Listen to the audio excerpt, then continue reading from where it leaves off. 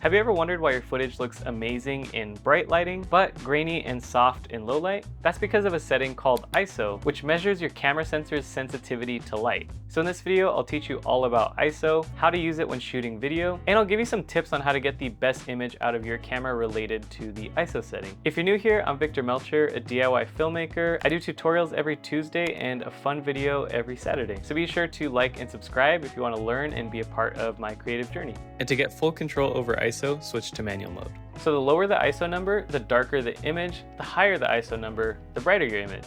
So if you're shooting in bright lighting conditions, you might notice that you can keep your ISO pretty low. But if you're shooting in dark, poorly lit environments, you might have to boost your ISO to something like 1600, 3200, or even 6400. And you'll notice as you boost up your ISO, you'll start to see more noise, specifically in the shadows or the dark parts of your image. And when I say noise when referring to the image, I'm not talking about sound.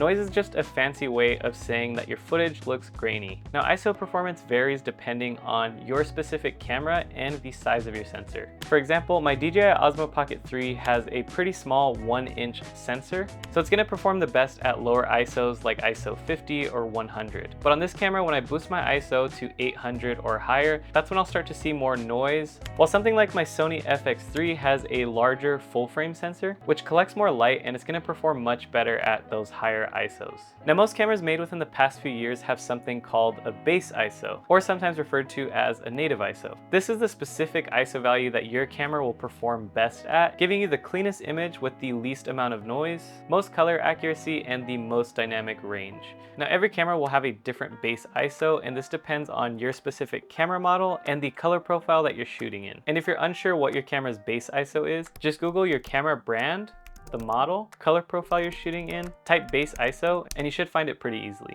For example, on my Sony FX3, if I'm shooting in the S-Log3 color profile, which I prefer because it gives me the most flexibility to color grade, I'll have a dual native ISO of 800 and 12,800. Now, if your camera has a base ISO of 800 like mine, one problem you might run into when filming in bright lighting conditions like this is that ISO 800 looks way too bright.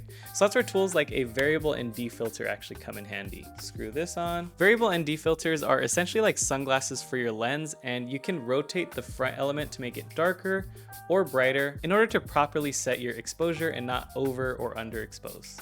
Now, say I'm filming in an extreme low light situation like this at ISO 10,000, there's gonna be a lot of noise. So at that point, I might as well switch to ISO 12,800. Because it's a second base ISO, it's gonna clean up some of that noise and the overall image will look much better. Not every camera has two base ISOs, some might just have one. For example, the Osmo Pocket 3, when shooting in the D-Log-M color profile, the base ISO is gonna be 50. And when it comes to filming in poorly lit situations, I would strongly recommend adding some lights into your scene so you don't have to crank up your ISO and get super noisy footage. You can fill your scene with lamps, use pocket lights, professional lights. Lastly, if you have no control over your lighting and you have to boost up your ISO, most editing softwares offer a tool called noise reduction, which you can use to clean up your image a little bit. All right, everyone, so that is everything you need to know about ISO for video. If you do have any questions, be sure to let me know in the comments. And don't forget to like and subscribe if you want to learn something filmmaking or video related every Tuesday and to see something fun from me every Saturday. I'll see you in the next one. Peace.